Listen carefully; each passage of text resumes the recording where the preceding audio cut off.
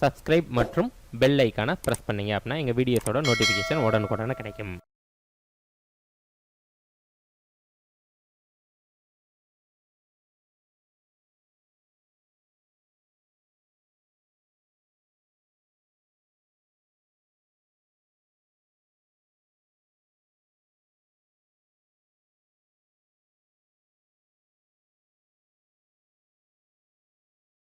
அனைவருக்கும் ஆன்லைன் மீடியாவின் அன்பு வணக்கங்கள். இந்த வீடியோல 10ஆம் வகுப்பு இயல் 3 அதுல திருக்குறள் பார்க்க போறோம். திருக்குறள்ல நமக்கு ஒரு 20 குறள் கொடுத்திருக்காங்க. ஃபர்ஸ்ட் ஒழுக்கமுடைமை அதிகாரத்துல சில குறள்களை பார்த்துருவோம். ஒழுக்கம் விழுப்பம் தரலான், ஒழுக்கம் உயிரினும் ஓம்பப்படும். இதனுடைய பொருள் எல்லாருக்குமே தெரியும். ஒழுக்கம் எல்லாருக்கும் சிறப்பை தருவதால் அந்த ஒழுக்கத்தை உயிருக்கும் மேலாக நம்ம பேணி காக்க வேண்டும். அதுதான் இந்த பொருளுடைய விளக்கம். அடுத்து இந்த ஒழுக்கமுடைமை அப்படின்றது நம்ம சின்ன பிள்ளையில இருந்தே நம்ம தொடர்ந்து படிச்சுக்கிட்டே வரோம். அதனால ரொம்ப எளிமையா தான் இருக்கும். ஒழுக்கத்தின் எய்துவர் மேன்மை, இழுக்கத்தின் எய்துவர் எய்தா பழி. ஒழுக்கமாக வாழ்ந்தோம் அப்படின்னா நம்ம மேன்மை அடைவோம். ஒழுக்கம் தவறணும்னா அடையக்கூடாத பழிகளை அடைவோம். அடுத்த குறள், உலகத்தோடு ஒட்ட ஒழுகல் பல கற்றும் கல்லார் அறிவிலாதார். உலகத்தோடு ஒத்து வாழாதவங்க நிறைய கல்வி பயின்று இருந்தாலும் அது வேஸ்ட் தான் அப்படின்னு சொல்றாரு. அவங்க அறிவு இல்லாதவங்களா தான் கருதப்படுவாங்க அப்படின்னு சொல்றாரு. அப்போ உலகத்தோடு நம்ம என்ன பண்ணணும், சேர்ந்து வாழணும் அப்படின்னு சொல்றாரு. அடுத்து மெய் உணர்தல் அதிகாரத்துல 2 குறள் கொடுத்திருக்காங்க. எப்பொருள் எத்தன்மை தாயினும் அப்பொருள் மெய்ப்பொருள் காண்பதறிவு. நம்ம இந்த குறள் கேட்டிருப்போம். என்னது அப்படின்னா, எப்பொருள் யார் யார் வாய் கேட்பினும் அப்படின்னு சொல்லி பார்த்திருப்போம். அதே மாதிரியான ஒரு குறள், எப்பொருள் எத்தன்மை தாயினும் அப்பொருள் மெய்ப்பொருள் காண்பதறிவு. எந்த பொருள் எந்த இயல்பினதாக தோன்றினாலும் அந்த பொருளின் உண்மை பொருளை காண்பதுதான் அறிவு. அது கேட்கிறது. இது எந்த பொருள் எந்த இயல்பினதாக தோன்றினாலும் நம்ம அதோட என்ன பண்ணணும், உண்மை பொருளை கண்டுபிடிக்கணும் அப்படின்னு சொல்றாரு. அடுத்து, காமம் வெகுளி மயக்கம் இவை மூன்றன் நாமம் கெடக்கெடும் நோய். இந்த 3 என்னது, ஆசை சினம் அறியாமை. இந்த 3ம் அழிந்தால் அவற்றால் வரும் துன்பமும் அழியும் அப்படின்னு சொல்றாரு. இந்த 3ஐயும் நம்ம என்ன பண்ணணும், அழிக்கணும். அழிச்சோம்னாலே நமக்கு வரக்கூடிய துன்பம் அழிஞ்சிரும் அப்படின்னு சொல்றாரு. ஆசை சினம் அறியாமை. பெரியாரை துணைக்கோடல் அந்த அதிகாரத்துல சில குறள்கள் கொடுத்திருக்காங்க. அரியவற்றுள் எல்லாம் அரிதே பெரியாரை பேணி தமரா கொளல். கிடைத்தற்கரிய பேர்களுள் எல்லாம் பெரும் பேர் என்னது அப்படின்னு சொல்றாங்கன்னா, பெரியோரை போற்றி துணையாக்கி கொள்ளுதல். அதாவது சான்றோர் பெரியோர் அப்படின்னு சொல்றோம். அவங்களோட நம்ம என்ன பண்ணிடணும் அப்படின்னா, நட்பு கொண்டு இருப்பதுதான் என்னது அப்படின்னா நமக்கு கிடைத்தற்கரிய ஒரு பேரா இருக்கும் அப்படின்னு சொல்றாங்க. அடுத்து, இடிப்பாறை இல்லாத ஏமரா மன்னன் கெடுப்பார் இலானும் கெடும். இதனுடைய பொருள் பாத்தீங்கன்னா, குற்றம் கண்ட பொழுது இடித்து கூறும் பெரியாரை துணை கொள்ளாத பாதுகாப்பற்ற மன்னன் பகைவரின்றியும் தானே கெடுவான் அப்படின்னு சொல்றாங்க. அதாவது இடிப்பாறை இல்லாத ஏமரா மன்னன் கெடுப்பார் இலானும் கெடும் அப்படின்னு சொல்றாங்க. நம்ம இப்போ ஏதோ ஒரு தப்பு பண்றோம் அப்படின்னா அத நம்மள அந்த தப்பு பண்ணியிருக்கான் அப்படின்னு சுட்டி காட்டுவதற்கோ அல்லது நம்மளை வைக்கிறதுக்கோ ஒரு பெரியவங்க இருக்கணும். அப்படி இல்லை அப்படின்னா உனக்கு பகைவனே இல்லாம இருந்தாலும் நீயே கெட்டு போயிருவ அப்படின்னு சொல்றாங்க.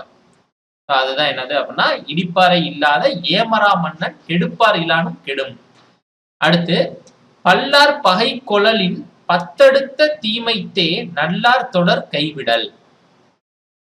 இப்ப என்ன சொல்றாங்க அப்படின்னா, உங்களுக்கு நீங்க ஒரு தனி ஆளாண்டு பல பேர் கூட நீங்க சண்டை போடலாம். ஆனா அதை விட பல மடங்கு தீமையை தருவது என்னது அப்படின்னா, நற்பண்புடையோரின் நட்பை கைவிடுதல். நீங்க தனி ஆளாண்டு யாரு கூட வேணாலும் நீங்க என்ன பண்ணலாம், சண்டையை வளர்த்துக்கலாம், பகை மேற்கொள்ளலாம். ஆனா பண்புடையோர் ஒருத்தவரோட நட்பை கைவிடுதல் அப்படின்றது அதை விட பல மடங்கு தீமையை தரும் அப்படின்னு சொல்றாரு. சரி, அடுத்து கொடுங்கோன்மை அதிகாரத்துல சில திருக்குறள் பார்ப்போம். வேலோடு நின்றான் இடு வென்றது போலும் கோளோடு நின்றான் இரவு. இது என்னது அப்படின்னா, உவமை அணி பயின்று வந்திருக்கு. போலும் அப்படின்றது வந்திருக்கா. உவமை அணி அப்படின்னா எல்லாருக்கும் தெரியும், சரிங்களா. உவமை அணின்னா என்னது, ஓம உறுப்பு வெளிப்படையா வந்திருக்கு. ரெண்டு இதை ஒப்பிட்டு சொல்லியிருக்காங்க. வேலோடு நின்றான் இடு வென்றது போலும், கோலோடு நின்றான் இரவு. அப்ப ரெண்டு இதை ஒப்பிட்டு கூறுறாங்க. அதுல ஓம உருபு வெளிப்படையா வந்துச்சுன்னா அது ஓமையணி, மறைந்து வந்துச்சு ஓம உருபு அப்படின்னா அது எடுத்துக்காட்டு ஓமையணி அப்படின்றது நமக்கு தெரியும். என்ன ஒப்பிட்டு இருக்காங்க அப்படின்னு பாத்தீங்கன்னா, ஆட்சி அதிகாரத்தை கொண்டுள்ள அரசன், ஒரு அரசன் வந்து அவனோட அதிகாரத்தை கொண்டு வரி விதிப்பது, அதாவது இந்த இடத்துல வரி விதிப்பது அப்படின்றத தாண்டி வரி மேல் வரி விதிப்பது, நிறைய எக்ஸ்ட்ரா தேவையில்லாம வரி விதிக்கிறான் அப்படின்னா அது வந்து எது போன்றது அப்படின்னு சொல்றாங்கன்னா, வேல் போன்ற ஆயுதங்களை காட்டி வழிப்பறி செய்வதற்கு நிகரானதாகும் அப்படின்னு சொல்றாங்க. இன்னும் நல்லா சொல்லணும் அப்படின்னா, ஒரு கவர்மெண்ட் மக்கள்கிட்ட வரி பணம் மட்டும்தான் வாங்கணும், வரி பணத்தை தாண்டி வேற ஏதாவது வாங்குறாங்க அப்படின்னா அது வந்து வேலை காட்டி பிச்சை எடுக்கிறதுக்கு சமம் அப்படின்றதான் இந்த குறளோட இன்னும் இறங்கி சொல்லணும்னா அதான் அர்த்தம். சரிங்களா? வழிப்பறி செய்வது அல்லது வழிப்பறினா மிரட்டி வாங்குவாங்கல்ல, யாராவது தனியா போய்கிட்டு இருந்தாங்கன்னா வேல் போன்ற ஆயுதங்களை காட்டி வழிப்பறி செஞ்சு வாங்குறதுக்கு சமம் எது அப்படின்னு சொல்றாங்கன்னா, ஆட்சி அதிகாரத்துல இருந்துகிட்டு வரி விதிப்பது போக கூடுதலாக வரி விதிப்பது, அல்லது ஏதாவது தேவையில்லாத பொருட்கள் வாங்குவது, அல்லது ஏதாவது பணம் கேட்பது, இந்த மாதிரி ஆட்சி அதிகாரத்துல இருக்கவங்க பண்ணாங்க அப்படின்னா அது வந்து வழிப்பறி பண்ற மாதிரி அப்படின்னு சொல்லி யார் சொல்லியிருக்காரு? திருவள்ளுவரே சொல்லியிருக்காரு. இதுல என்ன வந்திருக்கு? உவமை அணி. ஏன்னா ஓம உறுப்பு வெளிப்படையா வந்திருக்கு. நமக்கு தெரியும் ஓம உறுப்புகள் அப்படின்னு சொல்லிட்டு, அந்த ஓம உறுப்புகள் தெரிஞ்சுன்னா நமக்கு என்ன இருக்கும்? இன்னும் எளிமையா இருக்கும். அந்த ஓம உறுப்புகள் அப்படின்னு சொல்லல நம்ம சொல்லுவோம் என்னென்னது? போல, புறைய, ஒப்ப, உரல, அண்ண அப்படின்னு சொல்லுவோம். இது வார்த்தைகளா வரையில சில சமயங்கள்ல போன்ற, போல, நிகர்த்த, உடைய, ஒப்ப, அண்ண, அணைய, அற்றே, அற்று அப்படிலாம் வரும். சரிங்களா? அந்த வார்த்தைகள்லாம் வந்துச்சுனாலே நம்ம ஐடென்டிஃபை பண்ணி அதை என்ன அணின்னு சொல்லிடலாம். அடுத்து, நாள்தோறும் நாடி முறை செய்யா மன்னவன் நாள்தோறும் நாடும் நாடு கெடும். அதாவது ஒரு மன்னன் அப்படின்னு இருக்கானா அந்த நாட்டுல என்ன நன்மை தீமை நடக்குது அப்படின்னு ஒவ்வொரு நாளும் ஆராய்ந்து பார்க்கணும். அப்படி ஆராய்ந்து பார்க்கல அப்படின்னா அவன் தன் நாட்டை நாள்தோறும் இழக்க நேரிடுவான் அப்படின்னு சொல்றாங்க. அப்ப டெய்லி அந்த நாட்டுல என்ன நல்லது கெட்டது நடக்குது அப்படின்றத ஆராய்ந்து ஆட்சி பண்ணணும். அவன் தான் மன்னன். அப்படி பண்ணல அப்படின்னா அவன் நாடு நாள்தோறும் கெட்டு இழக்க நேரிடுவான் அப்படின்னு சொல்றாங்க. அடுத்து கண்ணோட்டம் அதிகாரத்துல இருந்து சில பாடல்கள் பார்ப்போம். பண் எண்ணாம் பாடற்கியை பின்றேல் கண் எண்ணாம் கண்ணோட்டம் இல்லாத கண். இது வந்து எடுத்துக்காட்டு ஓமையணி. ஏன்னா இதுல ஓம உறுப்பு வரல, இங்கனக்குள்ள ஓம உறுப்பு வந்திருக்கணும், ஆனா வரல. இங்க பாருங்களேன், அது போலவே அப்படின்னு வேர்டு வருதா? நம்ம ஏற்கனவே சொன்னேன, போல, போலும், போலவே ஏதாவது ஒண்ணு வரும். சரிங்களா? அப்படி வந்துச்சுன்னா அது என்னது? ஓமையணி. ஆனா அது வெளிப்படையா வரணும். இங்க பாருங்க, இங்க பாடல்ல கொடுக்கல, ஆனா இங்க அர்த்தத்துல கொடுத்துருக்காங்க. அப்ப மறைந்து வந்திருக்கு. அப்ப இது வந்து என்னது? எடுத்துக்காட்டு ஓமையணி. இதுல என்ன சொல்றாங்க அப்படின்னா, பண் எண்ணம் பாடற்கியை பின்றேல், அதாவது பாடலோடு பொருந்தவில்லைன்னா அந்த இசைக்கோ ராகத்துக்கோ பயன் கிடையாது. அது மாதிரி கண்கள்னா இரக்கம் கொள்ளணும். அப்படி இரக்கம் கொள்ளலைன்னா அந்த கண்ணு இருந்து என்ன பயன் அப்படின்னு சொல்லி கேட்கிறாரு. இது வந்து என்னது? எடுத்துக்காட்டு ஓமையணி. அடுத்து, கருமம் சிதையாமல் கண்ணோட வல்லார் குறிமை உடைத்திவ்வுலகு. அதாவது நடுநிலையா கடமை தவறாமல் இரக்கம் காட்டுபவருக்கே இவ்வுலகம் உரிமை உடையது அப்படின்னு சொல்றாரு. அடுத்து, பெயக்கண்டும் நஞ்சுண்டமைவர் நயத்தக்க நாகரிகம் வேண்டுபவர்.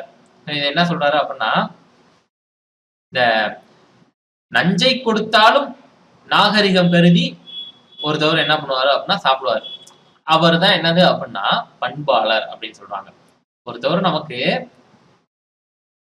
அவர் நல்லா இருக்கணும் அப்படின்னு நினைச்சு, சரிங்களா? இப்ப யாரோ ஒருத்தவங்க அவங்க நல்லா இருக்கணும்னு நினைச்சு நமக்கு நஞ்ச கொடுத்தாங்கனாலும் அவர் வாங்கி சாப்பிட்டுக்குவாராம். அந்த அளவுக்கு என்ன பண்ணுவாரு அப்படின்னா இறக்க இயல்பை கொண்டிருப்பாரு. அவரு பண்பாளர் அப்படின்னு சொல்லி சொல்றாரு. பெயக்கண்டும் நஞ்சுண்டமைவர் நயத்தக்க நாகரிகம் வேண்டுபவர். அடுத்து வந்து ஆள்வினை உடைமை. அருமை உடைத்தென்ற சாவாமை வேண்டும் பெருமை முயற்சி தரும். ஒரு செயல் முடிப்பதற்கு இயலாதது அப்படின்னு எண்ணி சோர்வடையாதிருக்க வேண்டும். அச்செயலை முயற்சியுடன் முடிப்பது பெருமை தரும் அப்படின்னு சொல்றாரு. ஒரு செயல் முடிப்பதற்கு இயலாது அப்படின்னு சொல்லி ஃபர்ஸ்ட் நம்ம சோர்வடையவே கூடாது. அந்த செயலை எப்படியாவது முயற்சி பண்ணி முடிக்கணும். அப்பதான் அந்த பெருமை நமக்கு கிடைக்கும். தாளாண்மை என்னும் தகைமை கண் தங்கிற்றே வேளாண்மை என்னும் செருக்கு. விடாமுயற்சி என்ற உயர் பண்பு கொண்டவர்களால் தான் பிறருக்கு உதவுதல் என்ற உயர்ந்த நிலையை அடைய முடியும் அப்படின்னு சொல்றாரு. விடாமுயற்சி இருந்தாதான் என்ன பண்ண முடியுமா, நம்ம வந்து மத்தவங்களுக்கு உதவி பண்ணக்கூடிய அந்த உயர்ந்த நிலையை அடைய முடியும் அப்படின்னு சொல்றாங்க. அடுத்து, முயற்சி திருவினையாக்கும், முயற்சியின்மை இன்மை புகுத்திவிடும். முயற்சி செய்தால் ஒருவருக்கு செல்வம் பெருகும், முயற்சி இல்லாவிட்டால் அவருக்கு என்ன வரும், வறுமைதான் வரும்.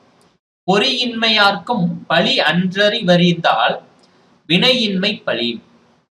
நம்ம ஐம்புலன்கள்ல ஏதாவது குறை இருந்தாலும் அது வந்து இழிவு கிடையாது. அறிய வேண்டியதை அறிந்து முயற்சி செய்யாததுதான் இழிவு அப்படின்னு சொல்றாரு.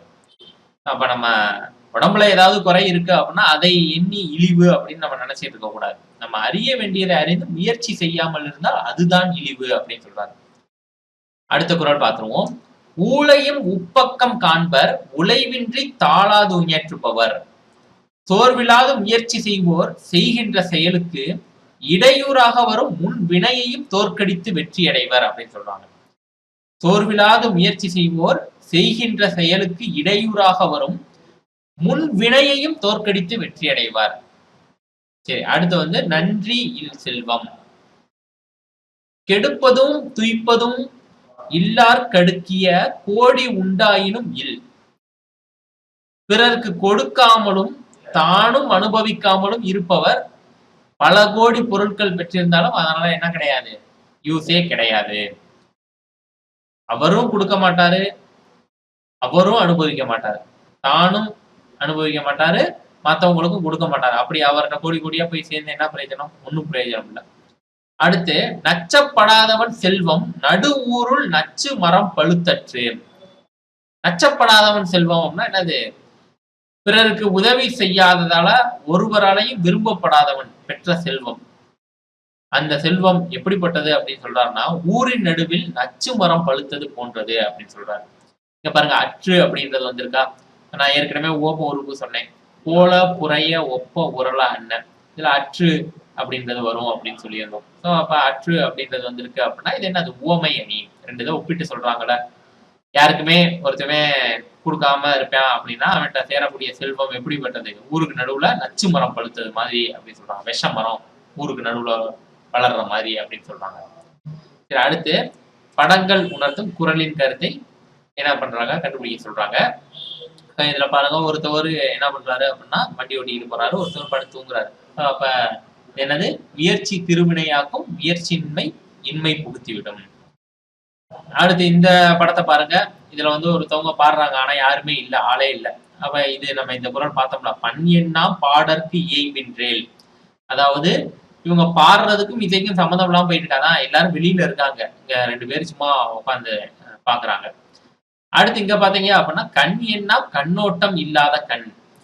இவர் சாப்பிட்டுக்கிட்டு இருக்காரு, இங்க சோறு கேட்கிறாங்க, மேல காக்கா பறக்குது, யாரையுமே கண்டுக்கல, அவர் வாட்டுக்கு சாப்பிடுறாரு. கண்ணு அப்படின்னா என்ன சொன்னாரு, இரக்கம் கொள்ள வேண்டும், இரக்கம் கொள்வதற்கு தான் கண், இரக்கம் கொள்ளாத கண் கண்ணே இல்லை அப்படின்னு சொல்லிட்டாரு. நம்ம அதான் இந்த படம் மூலமா நம்ம உணர்றோம். அடுத்து பார்த்தோம் அப்படின்னா, நச்சப்படாதவன் செல்வம்.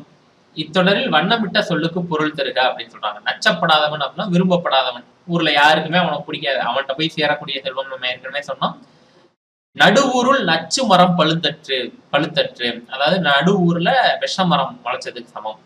அடுத்து, கெடுப்பதும் துய்ப்பதும் இல்லாருக்கு அடுக்கிய கோடி உண்டாயினும் இல். தானும் யூஸ் பண்ண மாட்டான், மற்றவங்களுக்கும் கொடுக்க மாட்டான், அவன்கிட்ட கோடி கோடியா பணம் சேர்ந்தாலும் என்னது, வேஸ்ட் தான் அப்படின்னு சொல்றாங்க. இதுல வந்து என்ன அளபடை வந்திருக்குன்னா, கெடுப்பதும் துய்ப்பதும் அப்படின்னா என்னது, இன்னிசை அளபடை. செய்யுளில் ஓசை குறையாத இடத்தும் இனிய ஓசையை நிறைவு செய்வதற்காக வருவதுதான் என்னது, இன்னிசை அளபடை. அடுத்து வந்து பொருளுக்கேற்ற அடியை பொறுத்துக. உயிரை விட சிறப்பாக பேணி காக்கப்படும் அப்படின்னா என்னது, உயிரினும் ஓம்பப்படும். அடுத்து இங்கிட்ட இருந்து பாருங்க, நடுவூருள் நச்சு மரம் பழுத்தற்ற அப்படின்னா என்னது, நடுவூர்ல விஷ மரம் முளைச்சது போன்றது. அடுத்து வந்து ஒழுக்கத்தின் எய்துவர் மேன்மை அப்படின்னா ஒழுக்கத்தின் வழி உயர்வு அடைவர். சரி, அடுத்து வந்து எய்துவர் எய்தா பழி. இந்த குறளுக்கு பொருந்தும் வாய்ப்பாடு என்ன அப்படின்னு கேட்டிருக்காங்க. இந்த வாய்ப்பாடு எல்லாருமே என்ன பண்ணியிருப்போம் அப்படின்னா நம்ம படிச்சிருப்போம் முன்னாடி, அதை நம்ம ஜஸ்ட் ஒரு ரீகால் பண்ணிடுவோம். ரீகால் பண்ணாதான் நமக்கு ஞாபகம் வரும். இதுல வந்து நேர் நிறை அப்படின்னா எப்படின்னு கண்டுபிடிக்க தெரியணும் ஃபர்ஸ்ட் நமக்கு. அப்ப அந்த அசை பிரித்து எழுத தெரியணும். இப்ப நேரசை அப்படின்னா என்ன சொல்லுவாங்க? நேரசை அப்படின்னா ஃபர்ஸ்ட் வந்து குறில் தனித்து வரலாம், அல்லது குறில் ஒற்றெடுத்து வரலாம், அல்லது நெடில் தனித்து வரலாம், நெடில் ஒற்றெடுத்து வரலாம். அப்படி வந்துச்சுன்னா அதை என்னன்னு சொல்லுவோம்? நேரசை அப்படின்னு சொல்லுவோம். அடுத்து வந்து நிறையசை. நிறையசை அப்படின்னா இரு குறில் தனித்து வரலாம், இரு குறில் தனித்து வந்திருக்கு. அடுத்து வந்து இரு குறில் கா டா ரெண்டுமே குறில் எழுத்து ஒற்றெடுத்து வரலாம். அடுத்து வந்து குறில் நெடில், ஒரு குறில் எழுத்து ஒரு நெடில் எழுத்து அப்படி வந்தா அதுவும் நிறையசையில வந்துடும். அடுத்து வந்து குறில் நெடில் ஒற்றெடுத்து வரால் அப்படின்னா என்னது? குறில் நெடில் ஒற்றெடுத்து வருது. சரிங்களா? இதுதான் என்னது அப்படின்னா நிறையசை. இது நேரசை. நிறையசை வாய்ப்பாடுல நம்ம சொல்லல என்ன சொல்லுவோம் அப்படின்னா மலர் அப்படின்னு சொல்லுவோம். இத வந்து நாள் அப்படின்னு சொல்லுவோம் வாய்ப்பாடுல. இது வந்து ஓரசை சீர். இது ஃபுல்லாமே என்னது? ஓரசை. அசைனா என்னது? ஒரு வேர்டு. சரிங்களா? ஒரே ஒரு வேர்டு வச்சு நம்ம சொல்றோம். இதே இது ஈரசை சீர் அப்படின்னு வரும். ஈரசை சீருக்கு நம்ம என்ன பண்ணணும்? வாய்ப்பாடு படிக்கணும். ஈரசை சீர் அப்படின்னு வரையில நம்ம என்ன பண்ணுவோம் அப்படின்னா வாய்ப்பாடு நேர் நேர் அப்படின்னு சொன்னோம்னா என்னது? தேமா. நேர் நேர் தேமா. அடுத்து வந்து நிறை நேர். நிறை நேர் என்னது? புளிமா. நிறை நேர் என்னது? புளிமா.